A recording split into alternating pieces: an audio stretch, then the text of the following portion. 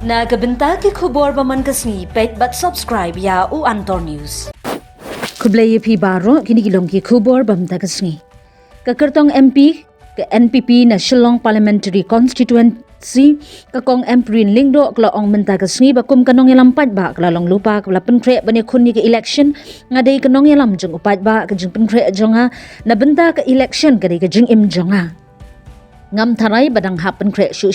laong kakong Emprin menen kasni. Ajing pun kre jonga kade kajing im ke jonga. Ngam tharai bahapan nang pun kre shu. Tilada piong hato ngalalik mi ne em ye kidong kisnong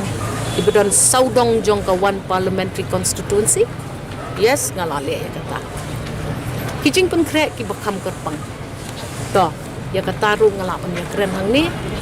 haba ka party kala ibit yang bangan long ka candidate jong ka party hakan ke MP ngahap ban pet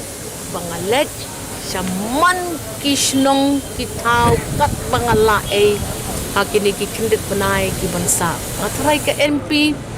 nginyo lakumno try tang hadu April ban penkre nga sumut do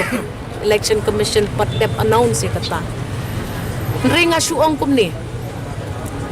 ngaladap terwaya la kajong kacing mons ngo bahaban kreya kaneka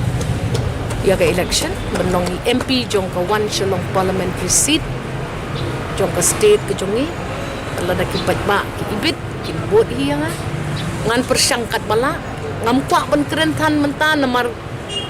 haka politics ngi hapdon hi kat tukat ni ki plan ki bangi buri bat ngi disclose ndang ngi lasdang ti mentally ngalak hamlong prepared lamar ngalalong a little surprise por baka party ka kentu yang nga banyele MP nga klempoy perkat pakan long kumni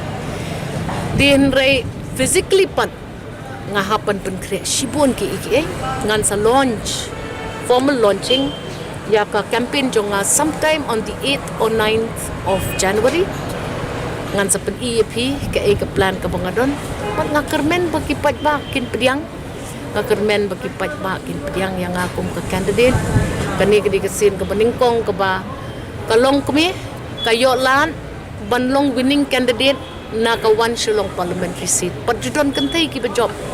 ya ka one parliamentary seat